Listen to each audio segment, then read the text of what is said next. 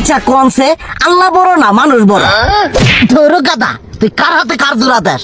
কুড়ায় আল্লাহ আর কুড়ায় মানুষ। যেটা কবার কইছে ওইটা কন। আল্লাহ বড় না মানুষ বড়? আল্লাহই তো বড়। আল্লাহ বড়, তাহলে আল্লাহর কথা না হইনা মানুষের কথা শুনেন কে? তুই কি কইতাছস? কি আর আল্লাহর কথা মানে না মানুষের কথা মানে? হ্যাঁ, কি আর মানুষের কথা শুনেন তাই না? আমনে যে ওই দিনকে ডায়াবেটিসের রোগ নিয়ে যে হাসপাতালে গেলেন, ডাক্তার আপনার কত কিছু খাবার না করলো, সব কিছু না খাই এখন চলতেছেন।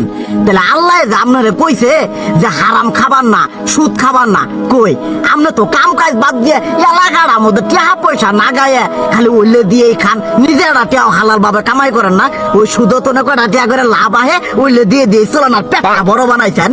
শুনেন একটা কথা কই, হারামের কোনোদিন আরাম নাই। হালাল পথে রুজি রোজগার করেন, প্রয়োজনে এড়া বেলা কম খায়েন, তাও শরীর পিণ্ডও ভালো থাকবো, কোনো রোগ বেদও হবো না, আরামও পাবেন, আল্লাহও খুশি থাকবো। তুই আমার এইভাবে বুঝাবি আগে কইলি না কে?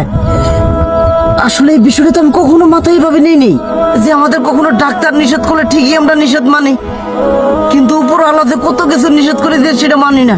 আর এই যে হারাম পথে টিয়া পয়সা কামাই করতেছেন, শরীরের মধ্যে দুনিয়া রোগ বেত হয়েছে, দেখা যাইতেছে যা টিয়া হারাম পথে কামাই করতেছেন তার তো বেশি টিয়া মনে করেন জ্বলে যাইতেছে গা বেশি।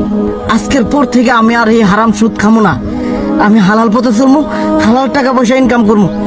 এতে করে যদি একবেলা কমও খাইতে হয় তবুও খামো, তবু আমি আর এই হারাম পথে চলবো না। আচ্ছা ঠিক আছে।